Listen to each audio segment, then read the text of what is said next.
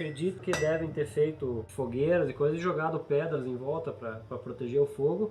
E algumas continham cobre e viram que daí derretia, que o fogo ali derretia, e acabaram vendo daí que essa coisa derretida brilhava, bonito, coisa, e viram que dava para fazer um fio, por exemplo, que uma das principais ferramentas que começou avançando muito a partir disso foi a faca, a lâmina, né? Que a faca, até hoje, na verdade, quem mora nos campos sempre tem um canivete e uma faca junto sempre, porque precisa cortar uma corda, precisa cortar isso, precisa cortar um galho. E ali foi evoluindo, depois do cobre, daí descobriram o bronze, que é uma mistura de cobre com zinco, que é um metal já um pouco mais duro, ele é mais resistente um pouco às lâminas do que o cobre, e assim foi indo. E acabaram chegando depois no ferro e no aço, que esse ofício, surgiu no centro da Europa. E se você for ver, é uma das coisas que acaba forçando e ajudando, incentivando, por exemplo, é o frio. Até o começo do século, na Europa, lá tinha muitos lugares, lá na Áustria, em todo lugar na Suíça, que cidades ficavam isoladas durante todo o inverno. Por exemplo, a neve fechava os carreiros, os passes que tinha para entrar nos vales ali. E às vezes daí algumas cidadezinhas, alguns vilarejos ficavam isolados durante 4 meses, 5 meses, sem contato com o resto que estavam dentro, entre as montanhas ali. E ali dentro de casa e coisas foram se aperfeiçoando em ferramentas. E ali os celtas também são um povo do norte da Europa ali que acaba caindo nisso também, que eles foram descobrindo os metais e foram se aperfeiçoando tanto na fabricação tanto de armas quanto de ferramentas. Na época medieval, interessante, se o ferreiro fazia tudo. Fazia faca, fazia os formões para o carpinteiro, fazia os pregos para as construções, fazia a ferradura para o cavalo, o aro da roda da carroça. Se tu fosse ter um problema com um dente, tu ia no ferreiro. Existia dentista. E para tu arrancar um dente, para tu mexer num dente, tu precisava de uma ferramenta, um alicate, uma pontinha para arrancar, porque na época lá é quando o cara ia lá quando não aguentava mais de dor, né? E quem fazia a ferramenta era o ferreiro fazia ferramenta para todo mundo, era ferramenta para o marceneiro, tudo que envolvia o metal era o ferreiro que fazia. Bom período ali que o ferreiro era a profissão mais importante da Europa, tanto que até os ferreiros eram os únicos que eram, por exemplo, dispensados do serviço militar. Primeiros navios de guerra britânico feito por ferreiros, acho que 300, 400 ferreiros trabalharam durante 4, 5 anos para construir um navio. Era tudo chapa grossa, chapa do tamanho dessa mesa, por exemplo, e tudo rebitada, com uma sobreposta na outra, e cada 2, 3 centímetros um rebite de ferro que eles esquentavam no fogo e depois batiam ali. Era um navio todo feito de ferro à mão. Tipo, tem alguns vídeos ali que é muito interessante. Os caras faziam âncoras de 7, 10 toneladas para navios enormes à mão.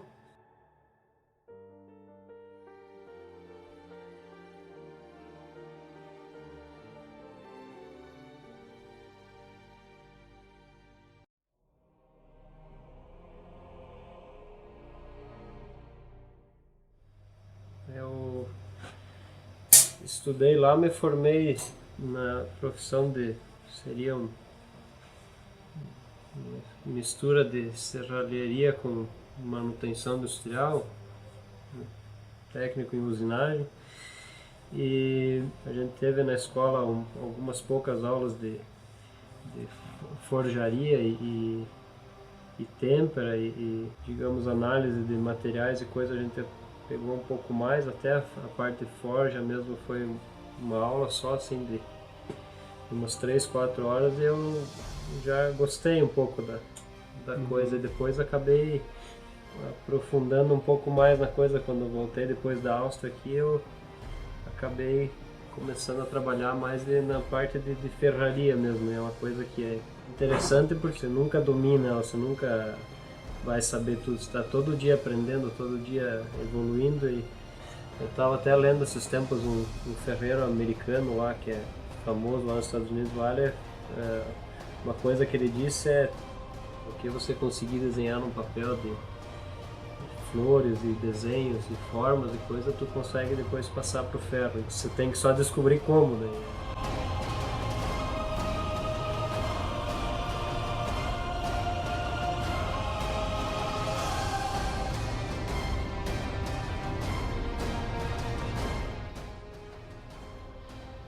E depois eu voltei para o Brasil e comecei a minha própria oficina.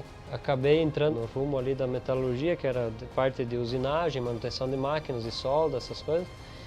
E eu achava interessante, porque como eu aprendi a lidar com aço, com ferro, eu via que era uma coisa difícil, era uma coisa interessante, fascinante de ver. Eu sabia que não era tão simples de se fazer, porque todo dia você encontra alguma coisa nova para fazer. Você tem que eu, na verdade, agora em 6, 7 anos aí que eu estou trabalhando, acho que, não sei se teve 2, 3 vezes que eu fiz algum trabalho parecido. Tudo sempre é diferente, mesmo às vezes se é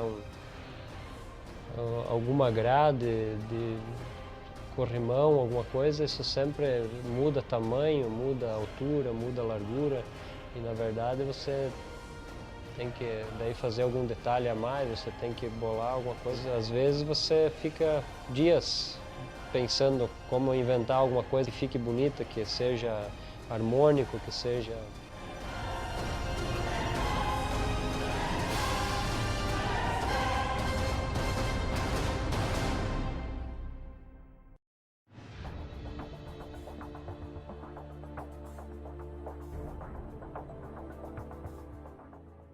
Se comparada com outras profissões, por exemplo, o serralheiro, uma coisa, é uma profissão pesada, ela exige fisicamente bem mais do que... É fumaça, é poeira, é a temperatura do lado da forja. Você às vezes está aí num verão com 30 graus aqui dentro ali e tem que estar o dia inteiro do lado do fogo martelando ferro. Eu tomo às vezes 2, 3 litros de água num dia, daí tu tá aqui martelando e são vários fatores. Então, na verdade, ferreiro mesmo, a parte de ferraria mesmo, assim, é uma coisa para quem tem vocação, porque ela é bem mais judiada, é bem mais pesado fisicamente do que as outras profissões, assim, só que ela é coisa bem diferente. Tu pegar uma ferramenta, tu fez, tu martelou, tu trabalhou em cima, tu temperou e depois tu pegar ela pronta, tu usar ela, por exemplo, um alicate que usa alguma coisa, você agrega muito valor à peça. Além de você alguma coisa que você às vezes não consiga no mercado, de você criar uma coisa, de você fazer com as próprias mãos com fogo e tu esquentar ali, tu pegar uma coisa que era um ferro velho, uma mola de caminhão quebrada, por exemplo, e tu fazer um alicate, uma faca, o conhecimento de séculos de você, que nem eu procuro ler bastante e ver, que nem hoje em dia na internet tu vê muito vídeo e coisa também, tem as escolas de ferraria americana também que estão começando a recuperar um pouco a tradição lá, a Europa está começando a voltar um pouco a parte de ferraria artística.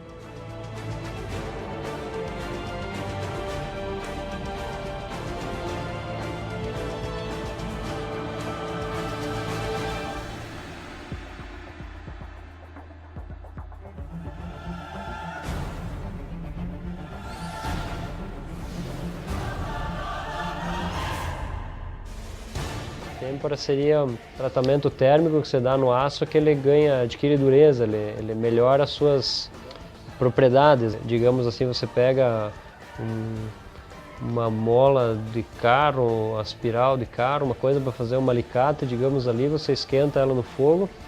Assim que ela esquentou até um certo ponto, ela começa a perder as propriedades de mola. Daí você forja ela no formato que você precisa, com martelo, e vai esquentando. E daí que nem esses aços aí já são mais sensíveis, você tem que cuidar, você não pode forjar eles abaixo de uma certa temperatura, isso você reconhece na cor deles. Quando você tira ele do fogo, ele está às vezes um amarelo clarinho. Tem certos aços que são muito sensíveis a isso, tipo tem aços que você tem só um curto período de tempo que você pode martelar ele. E se ele esfriou um pouquinho demais e você continuar martelando nele, ele acaba começando a trincar, a deixar ele passar um pouco do ponto e aquecer demais ele. Você pode jogar fora, que você não consegue mais depois usar para a ferramenta, que ele vai quebrar, ele muda muito a estrutura dele e acaba estragando o aço. E certos aços eu já precisei também de eu comprar ele. Tem algumas fábricas aqui perto que fabricam ferramentas, peças para máquinas pesadas e coisa para a indústria. De eu já comprar um aço, digamos, específico para um trabalho que daí nesses aços vem de fábrica já a pessoa que me vendeu lá um pedacinho que eu precisei para fazer uma ferramenta. Ele me imprimiu as indicações da fábrica, que tem a temperatura para que você pode forjar, a temperatura para temperar ele, você tem que aquecer até uma certa temperatura, e depois você dá um choque térmico. Tem daí o tipo de material que você usa para dar o choque térmico, você tem opções de água, óleo e ar. Então assim, no óleo, o sebo entra nos óleos, né? Ele é um óleo animal, na verdade, né? Uma gordura animal, né? A água é o mais, digamos, o que dá um choque térmico mais forte. Os óleos é meio termo e o ar é o mais baixo. Digamos assim, você tem aços, eu já tive aços aqui que eu esquentei ele até o ponto certo e depois eu pendurei ele na frente de um ventilador, uma coisa que é só o próprio ar para temperar. Se eu temperar ele num sebo, por exemplo, se eu for usar para uma talhadeira, uma coisa, ele quebra no ato. A primeira martelada, ele fica muito seco, muito duro. Você pode pegar o mesmo aço, digamos, você corta uma barra dessa aqui no meio, é a mesma barra, tu dá para 2 ferreiros diferentes, por exemplo, tu pode dar o mesmo sebo, o mesmo fogo, tudo igual, eles vão fazer a mesma talhadeira, por exemplo, depois de pronta, feita à mão, já só pelo jeito de martelar, ela já muda um pouco a estrutura do metal, e a têmpera fica também diferente. Se tu ponhar, às vezes, com... A olho nu tu não reconhece às vezes ali 50, 60 graus a mais ou a menos, quando tá ali nos 1000 e poucos graus ali tu não... E às vezes dependendo se o cara colocou alguns segundos antes no sebo ou depois um do outro e se tu, uma diferença enorme que dá já, por exemplo, na têmpera é você às vezes só mergulhar no meio, por exemplo, na água, no sebo, ou se tu mergulha e mexe, por exemplo, no óleo, por exemplo. Para quem não conhece o trabalho e como que por exemplo, a têmpera parece uma coisa que não... você mergulhou lá, ele vai ficar igual, só que assim, é você tirar às vezes um segundo antes da água ou do sebo, você mexer um pouco mais, você muda bastante, muda às vezes a dureza, muda a durabilidade, muda tudo. Eu sei que uma vez contou ali que eles antigamente até para certos aços, daí tirava o aço do fogo, daí você dava uma temperada num sebo, depois você voltava ele o fogo, depois você ponhava ele, deixava ele um meio-dia enterrado na cinza, depois se tirava, dava mais algum tratamento térmico. Então, na verdade, assim, cada ferreiro e cada cultura, porque isso também é uma coisa milenar, essa arte da ferraria, Europa, cada país tem as suas próprias tradições de forjagem, da forjaria, as suas ferramentas, os seus estilos, e então tem que estar sempre prestando atenção, estudando e lendo um pouco e testando para você estar conseguindo fazer sempre o melhor possível das coisas, para uma ferramenta durar tempo, para você fazer, seja ela para mim ou seja para um cliente, para ela ser funcional, para que, digamos, você conseguir ela ser o melhor possível no serviço que você vai aplicar.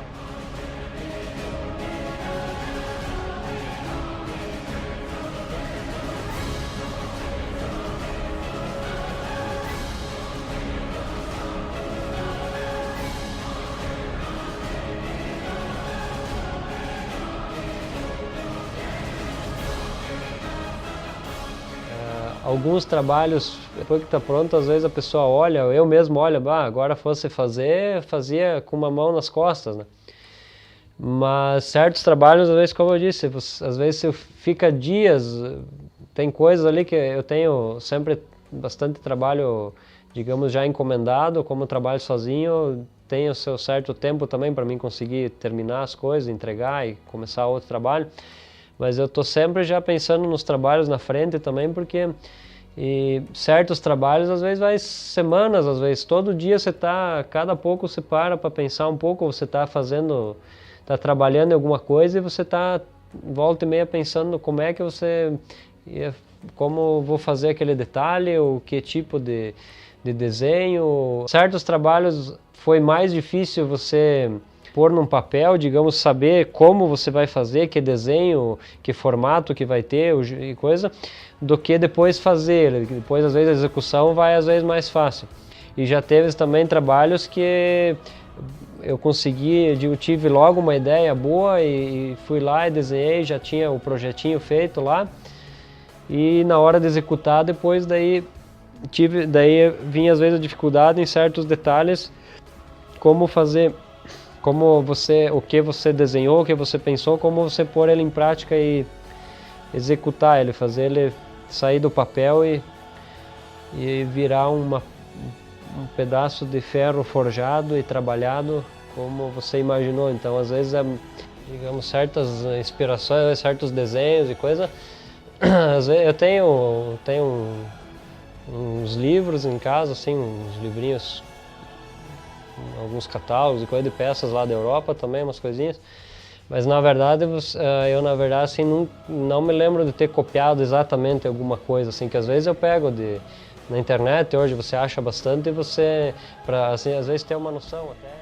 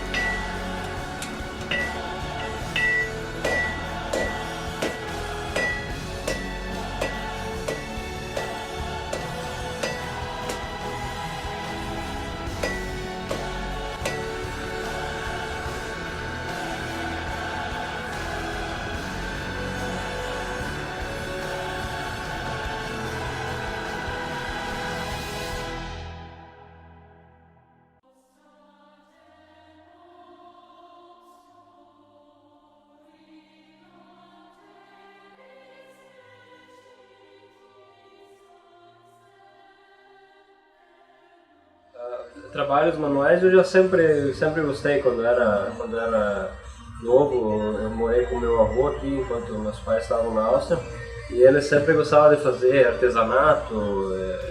Ele vivia inventando coisas assim. Mas de ferraria também? Não, ele era mais da parte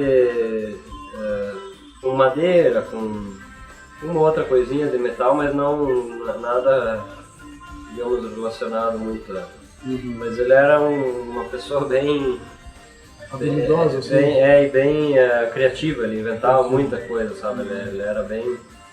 E ali eu fui sempre, estava junto com ele, ele sempre incentivava também a fazer alguma coisa, a mexer, então tipo, um pouco da habilidade com trabalhos manuais e o gosto eu já fui pegando ali com o meu avô, e depois na escola também, lá, os 4 anos do ginásio que eu fiz lá também tem uma oficina dentro da escola, e daí toda semana tinha umas 3 aulas juntas, eram umas 2 horas e pouco de aula de trabalhos manuais também, né? Ele dava com tudo, aí madeira, metal também, cerâmica, eu aprendia de tudo assim.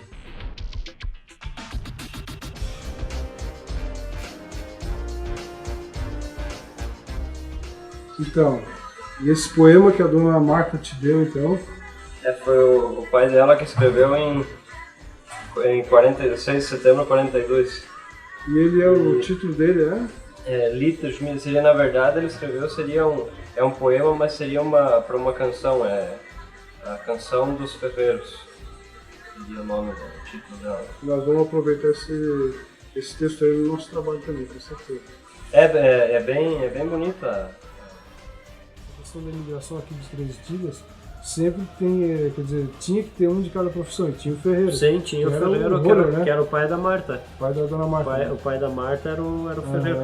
Até esses dias eu estava conversando com eles, quando fizeram a primeira linha de luz, de luzerna até Trevitílias. Né? E o irmão da Marta teve aqui esses tempos, daí ele contou que ele e o pai dele fizeram todos os parafusos que foram nos postes de luzerna até Trevitílias, todos os parafusos foram eles que fizeram, os parafusos compridos, para pendurar os fios e coisa. Ele fez tudo à mão ali na ferraria dele, ele e o pai dele.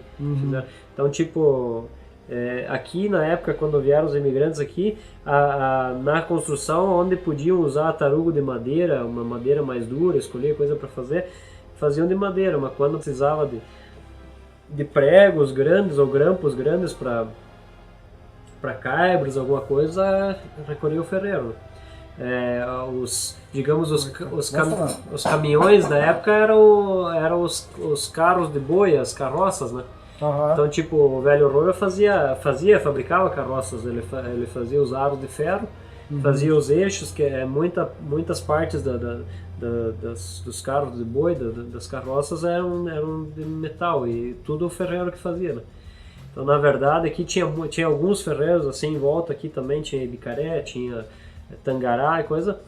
Eles fabricavam carros de boi, tipo, tinha até eu fiquei sabendo ali, não sei se era Pinheiro Preto ou Tangará, tinha uma fábrica que fazia 30, 40 carros de boi por mês, carroças, aquelas carroças e era na verdade a indústria automobilística da região, porque na época aqui, anos depois que apareceu o primeiro automóvel e coisa, e era uma coisa um pouco fora da realidade do povo, ninguém tinha dinheiro e coisa, então o trator deles eram os bois e os cavalos, e o veículo para transporte daí era a carroça, era o ferreiro que fazia. Tenho vontade, a hora que eu conseguir ter um pouco de tempo, coisa, de pegar e reproduzir algumas ferramentas antigas que usavam. Por exemplo, eu gosto também de mexer um pouco com madeira, nunca tenho tempo, mas eu gosto. Na Áustria, um pouquinho, na escola a gente trabalhou com a parte tipo de marcenaria um pouco, de reproduzir uns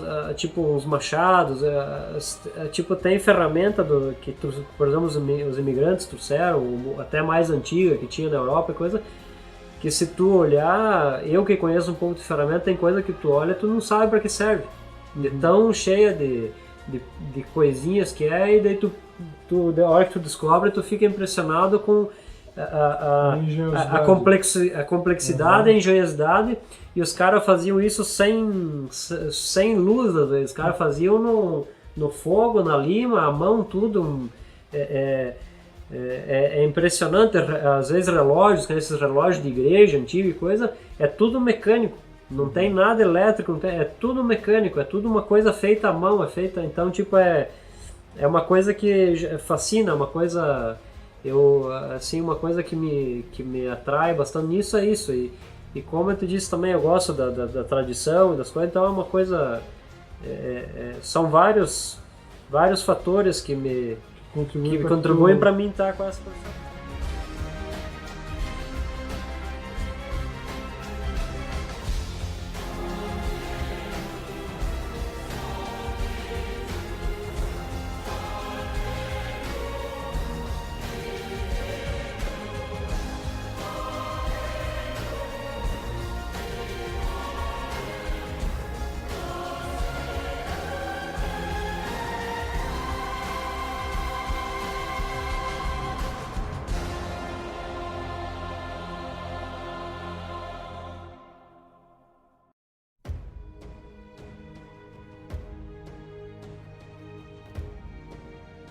Cruzes de cemitério que eu já fiz algumas, eu tenho mais algumas agora encomendadas também para fazer. Eu, na verdade, eu gosto, porque tipo, eu prezo muito pela preservação da memória das pessoas, do passado, do conhecimento, e envolve tudo isso, na verdade, assim, o respeito pelas pessoas que ajudaram a construir a nossa cidade. Por exemplo, a maioria que pede para fazer são descendentes de imigrantes austríacos, coisa. Então, assim, tudo eu gosto muito, é uma coisa que eu faço até questão de fazer, eu gosto disso, porque é bonita, eu acho muito bonito. Lá na Áustria tem muito, a maioria dos cemitérios tem, e uma mais bonita que a outra, essas cruzes, as placas, as lanternas, as cerquinhas, é tudo. E então é um conjunto de tudo, por respeito às pessoas que viveram aqui, que fizeram a parte delas aqui, é por manutenção da cultura, é por uma coisa assim, é um trabalho que eu faço até questão de fazer, assim, que eu gosto muito dele.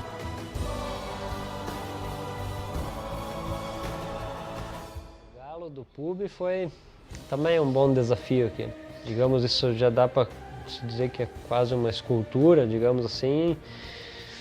Nesse gênero que foi feito ali, digamos, eu já tinha feito uma vez esses galos de telhado, assim, eu fiz mas ele era, a gente brinca, chama de galo magro, que era um pouco, digamos, um pouco embaulado, as chapas e coisa, digamos, igual o galo de verdade, ele é o galo gordo, que a gente brinca de falar, né, ele é feito como um animal de verdade, da largura.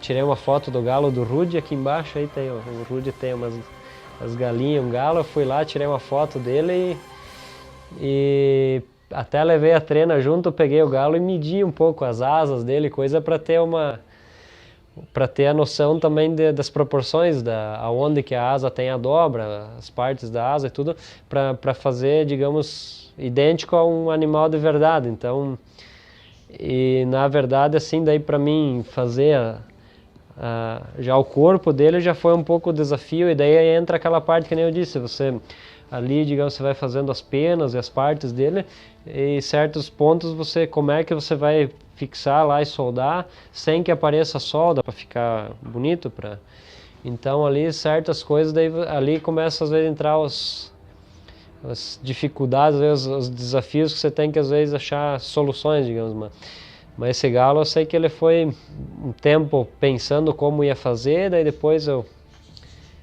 peguei um modelo para tirar umas medidas e umas imagens, e daí eu comecei a fazer ele e fui fazendo e achando o rumo de fazer ele, digamos assim. Então, deu bastante trabalho. Assim.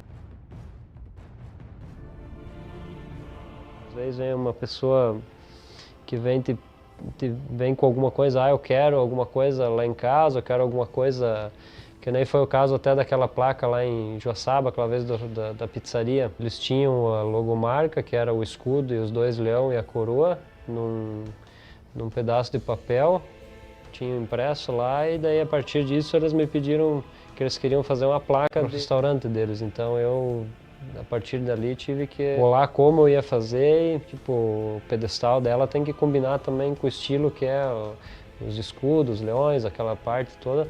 Eu peguei aquele desenho, daí eles me falaram, nós queríamos uma placa que tivesse 1,5 metro, acho que eles queriam de altura. O escudo, que ele tem um escudo no meio, 2 leões na lateral e uma coroa em cima. E a partir então de 1,5 metro dos escudos, daí eu dimensionei os leões, dimensionei a coroa, dimensionei as coisas. No final das contas foi perto de 700 quilos de ferro em tudo naquela placa, sabe? Então ela pesa quase o peso de um carro popular, né?